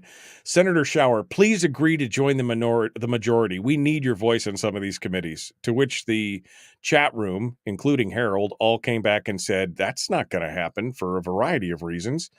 And he says, why? This is all basically, Mike, I don't want to put words in your mouth, but this all falls down to the binding caucus, right? I mean, this all falls down to being extorted to have to give your vote for something and abiding by rules with a rigged game, right? Yeah, Mike, this always is about the binding caucus. If you don't agree to that, which all 9 Democrats are more than happy to sell their souls, to a majority, because they want to vote for the budget. They want big government. They don't care. They're going to vote for every penny of spending we give.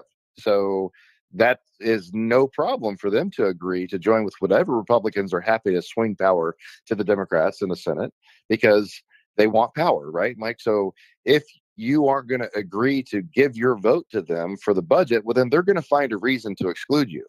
And they found a very convenient reason that the press won't ask them questions on, that they don't get called out on from people enough to make the point that the Republican Party in Alaska is absolutely weak-kneed when it comes to fighting about this and telling them to stick together, right, as Republicans and get over any petty personal differences and govern.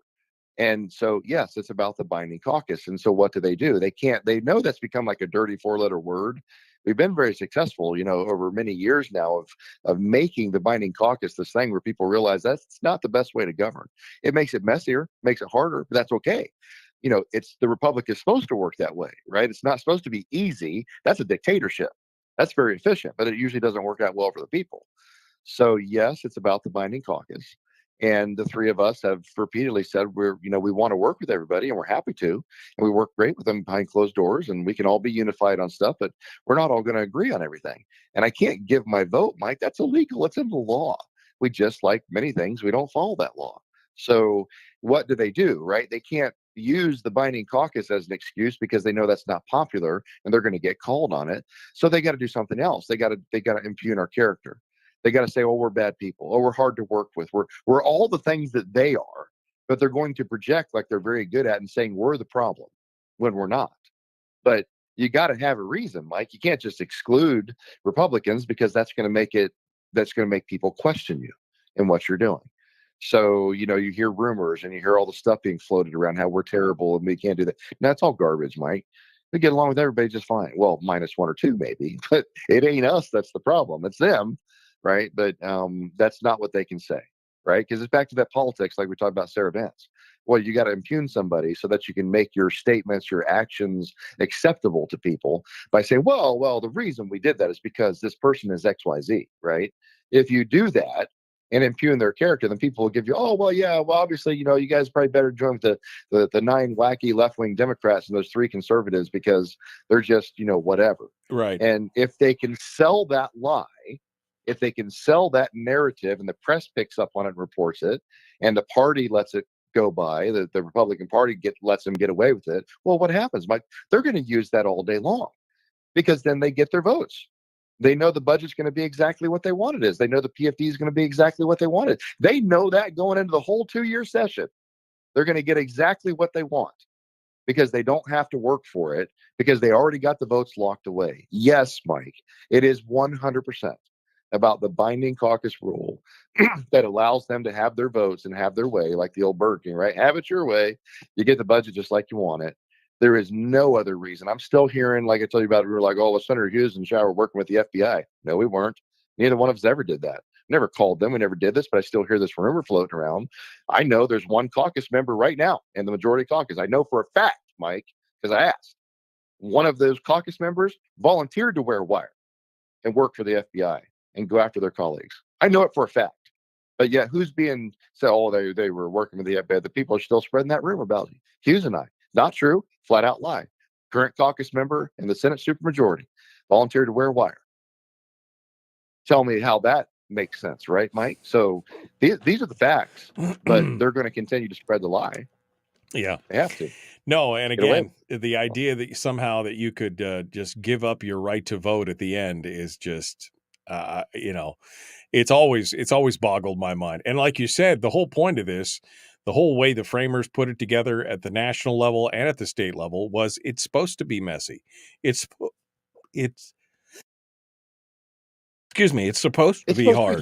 Yeah, it's not supposed to be just a rubber stamp where everybody kumbayas and nods in agreement because somebody in the majority leadership said do it. It's supposed to be hard. And unfortunately, for 20 years in this state, we've been running on the easy mode where they basically say, you've given up your rights, come on in here, kumbaya with us, and we'll tell you how to vote. That's just wrong on so many levels. I mean, it's like, it's crazy. Break it up, Mike.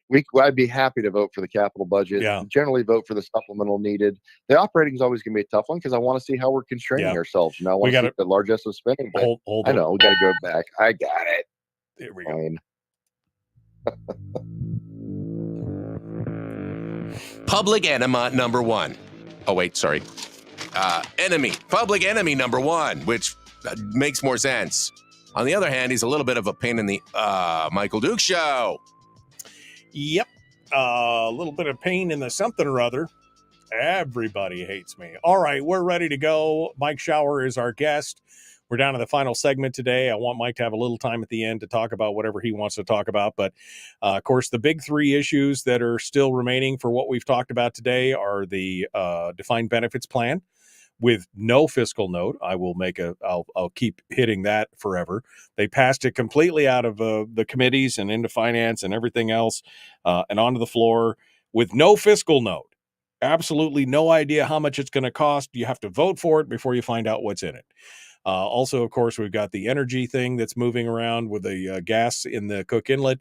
And, of course, my new favorite, which is the paid for child care, which we've got Republicans who are in there saying this is what we need to do. We need to get government involved in more levels because it's so expensive. Well, it's so expensive because the state is involved in everything. Why don't we start looking at ways to clear the field a little bit and let grandma down the street watch the kids for a little bit? I mean, it's insane. It's insane. Mike, your thoughts on these things?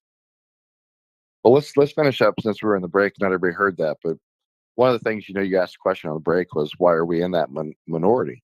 And the reason is, like, as you pointed out, it's the binding caucus. It's not anything else. It's not Hughes, Myers, or Shower's inability to work with people. We get along with everybody, almost everybody, just fine.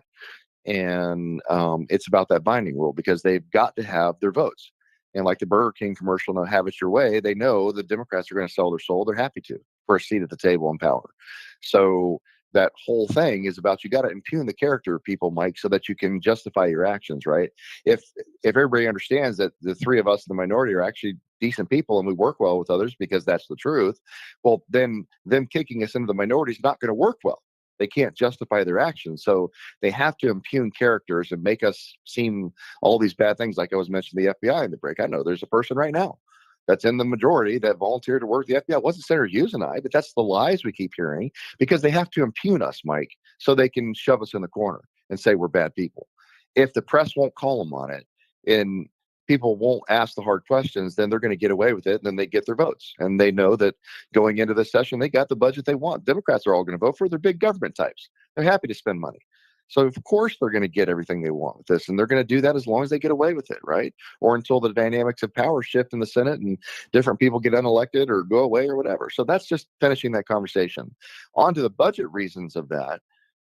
We keep doing this turducken, where you have this massive budget bill. And as I've always tried to tell them, say, guys, split up the budget like we should. Have a separate operating budget, have a separate capital budget, separate supplemental. Take the PFD out of the budget and have a separate appropriation bill. If they were to do that, Mike, we could all vote up or down appropriately based on what we thought was best and what our districts wanted. And, oh, by the way, not be asked to commit political suicide. Never asked any of them to vote for or against a budget, whether they like it or not, whether or not their district likes that and is going to support them in that. I've never asked that, not once. I've been asked that how many times, Mike, to vote for something that is political suicide in my district. My district overwhelmingly supports the statutory PFD and wants to see that done and taken care of and constrain government spending. If I voted along lines of the caucus, I wouldn't be in office right now because my district would go, you're going against everything we support. So, but I'm expected to do that, but they are never asked to vote that way. So as long as they keep doing the turducken budget, Mike, and they're going to keep shoving us in the political corner, and they know that. And so if they would do that, I'd be happy to vote. I'd vote for the capital budget. We need it. I vote for the supplemental because it's generally, you look at it and it's a request of money and things that you can't predict. Okay, fine. I may be able to vote for the capital or the operating budget if they separate those out and we live like under the statutory cap. I might be able to, maybe. I don't know. I'd have to look at it.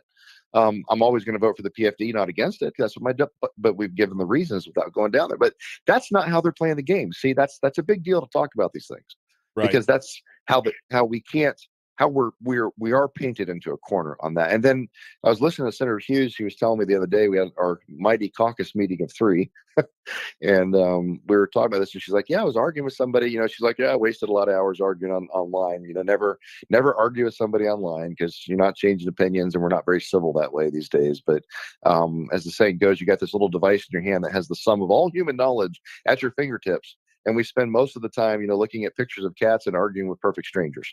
So, don't waste your time. But she was saying how he's like, well, it's all your fault, you Republicans anyways, because you've had power the whole time in the state. She's like, well, wait a minute. No, we haven't. She's like, until the 80s, the Democrats dominated the legislature in the state. This was a Democrat-controlled blue state. The 90s, it flipped around and Republicans got a supermajority, and that's been thinned out some, and so we've had it for a while. But it said even in the last 10 years, what's he talking? He's clearly, whoever that was ignorant. You haven't even looked at it. I mean, with a Republican majority, sure, in the legislature in the last 10, 12 years, but it's always Democrat-dominated in a body. It was in the House for 6 years. More Republicans than Democrats, but certain Republicans sold their soul to the Democrats, and there was a Democrat-controlled majority. Same thing in the Senate. It's a Republican. No, it's not Republican-controlled. There's only 8 Republicans and 9 Democrats. Democrats dominate all of the policy committees and finance. It's not Republican-controlled. So people say, well, the Republicans have all power. No, they haven't. The Democrats continue to have power because certain Republicans sell their souls and join them. So when people say stuff like that, she's like, don't blame Republicans that are actually Republican, that are trying to uphold Republican values for what's been going on, when we keep getting waylaid by how the politics works out. That's ignorance on somebody to say that, because that's not, in fact, know your history, right? If Republicans had supermajorities and things were happening, I would step up and take the blame. So, yep, we did that. We're in charge, no doubt. That's the case. You can say that at the federal level sometimes when they have all 3 bodies, and they, like when the Democrats had it back in 2008, boy, they had it and they used it, and it wasn't good. We got ACA and all that stuff that happened and spending stuff. And sometimes the Republicans have all 3 bodies and blow it routinely, right? So, give credit where it's due, Mike, and put blame where it's, also due. So those are important things. But like I said, Senate Bill 140, that's going to be negotiated at some point, and they're going to be outnumbered. So this is probably going to fall on the governor's shoulders, although he has publicly said he might line out and veto that if we don't have the important stuff that we're also looking, the compromise, right? Charter school stuff, transparency and spending, some of those things. So we'll see where that battle's going. It's coming soon. Like I said, the budget stuff, I'm just talking about it because it's starting to spin up. But, we do have about $1 billion deficit. So like I was saying there, with the time we have left here, I think that's kind of a big deal, because if you have $1 billion deficit, we're going to have to fill that hole, which means it's going to come out of the earnings and the permanent fund side. and that's going to leave you about 1.3 billion. And it's all just kind of issue numbers without having all the spending and bills through. But that's $2,000 PFD, but they're not going to want that, right? They're going to want to spend it on, if we do education spending and all this other stuff, that's going to be reduced. So how much and what's left? I mean, who knows? That's the number we're playing with, though. So that's what it is. About 1.3 billion, and roughly on the current numbers, ballpark. And so we're going to have to figure out where that's ended. I mean, that's 2.3 billion, I think, for a statutory BFD, or 2.1, 2.3. I can't remember. About 3,000 something, 3,300 maybe was statutory. It's based on just if you use the formula. So it keeps dropping off because those big asset sell-offs from a few years ago are finally falling off that 5-year average. So the high PFD has gone back down to something much lower, and that's actually following the formula. So, but we're not going to get there. I mean, like I said, take out the $1 billion to cover the governor's budget that we have that was $1 billion short. Well, that's all that's left. And so you got to look at the other things too. So just kind of arming people up for what the numbers are going to be, because that is the numbers, right? Without overspending. So, if we spent every single penny that we have and put it at zero, the PFD could be 2,000, could be 1,800, 1,400, whatever. I would imagine there's going to be some argument that, well, a $500 PFD is really good. That way we put some money away for the future. No, we're putting money away for the government for the future. We're not putting it away for the private sector. I go back to Mike as a kind of a final point at the end of the day. What is all of these things are focused on what? They're focused on the government, on the public sector. Where in all this conversation do we ever talk about the private sector, taking care of the private sector, protecting the private sector, trying to grow the private sector? Do you ever hear this in any of the conversations? It's always government, government, government. Where's the conversation about private sector, private sector, private sector? Because that's what we're going to live and die on. That's what provides the taxes and royalties. That's what built this state and the permanent fund. It wasn't the government that did it. It was the private sector. Okay. And so we're not focused on that here. So, okay. All right. Well, we didn't get to any of my topics, but that's okay. 1 minute. Final thoughts, Mike Shower. Jeez. Oh, no, we did. We talked a little bit. I can do it in 1 minute. What's left? What's the other two? No, never mind. 1 minute. Go for it. Your final thoughts for today. Well, we will pick it up next week, but just pay attention and see. There's still lots going on, and as always, the citizenry is in danger when the legislation is in session, because never we're going to come up to. But I think right now, Mike, this is truly about watching the battle between the House, trying to limit the spending spree from the Senate, and trying to rein in the craziness coming from the Senate, between the House and the governor. That's really what the rest of this session is going to be about. Can we, not really do good things, but can we stop the bad stuff? And then, hope that the next 2 years we can have a lined up body of Republican majorities where we can enact good stuff. Judicial reform. Need to be looking ahead. Election integrity, etc. That's your focus right now, folks. November. That's it. I really do think that. Mike Shower, our guest, out of time for today, folks. Tomorrow's another day. Don't forget to come join us. The Michael Duke Show, Common Sense Radio. All right. Well, you didn't talk about defined benefits. You didn't talk about childcare. Those are really the two big ones that I wanted to talk about. But I'll give you another 2 minutes here to finish your thoughts for the day. Well, defined benefits, like I said, that's now buried in the House. Yeah. Hopefully the House is going to stop that. And there's some bills out there that improve the structure of our defined contribution plan, which is the best way to go. We need to make it better, which I'm okay with that. Not liability for the state. So that's where the battle is, Mike. It's going to be, what the House does with that. And I think my feeling is they're going to bury it and not allow it to move, which would be a positive movement. And then we look at the DC stuff and how we do. So there's answer for your second thing. As far as child care benefits, I haven't looked at that yet. That hasn't really percolated up as a high interest item, so we haven't paid a whole lot of attention. So I'm not well placed. I can look at it over the next week and try to get some gals, but I haven't spent a lot of time looking at that one. Let's talk about it next week, because I've got issues. I've got more issues than National Geographic, but I've got some issues with that bill for sure. All right. Well, Mike Shower, thank you, my friend. As always, good to talk to you. Appreciate you coming on board. We will see you next Wednesday. I know that wasn't a statement, that was a question, but yeah, we'll plan on it. Okay. All right. Appreciate it, my friend. Thanks so much. We'll talk to you soon. Yeah. All right, folks, that does it for me today. Time to go. We got to get out of here. Tomorrow, I'm working on some stuff. I don't know exactly who, but we'll see. We'll see what comes of it. It may just be me and you tomorrow. That could possibly be. All right, my friends. Have a great day. Be kind. Love one another. Live well. We'll see you there.